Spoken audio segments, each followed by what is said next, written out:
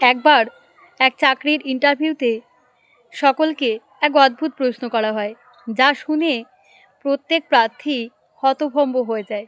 তাদেরকে প্রশ্ন করা হয়, কোনো এক ঝড়ে রাত্রিতে তুমি একটি গাড়ি চালিয়ে যাচ্ছ, একটি বাস স্টপের কাছ থেকে যখন যাচ্ছ, তখন সেখানে তুমি তিনজন মানুষকে দাঁড়িয়ে থাকতে দেখলে।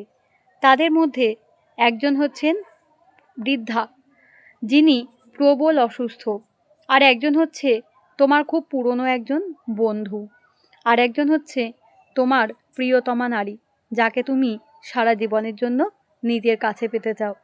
এই অবস্থায় তুমি কোন ব্যক্তিকে নিজের গাড়িতে তুলবে? তোমার গাড়িতে কেবলমাত্র একজন মাত্র মানুষের বসার মতো সিট আছে। তখন এক চাকরি প্রার্থী উত্তর দিল যে আমি বৃদ্ধাকে তুলব, কারণ এটা হচ্ছে নৈতিকতার প্রশ্ন।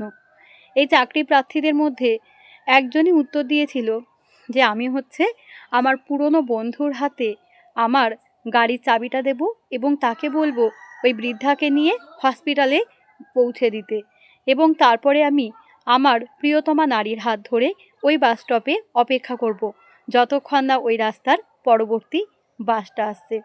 কেমন লাগলো অবশ্যই জানাবেন।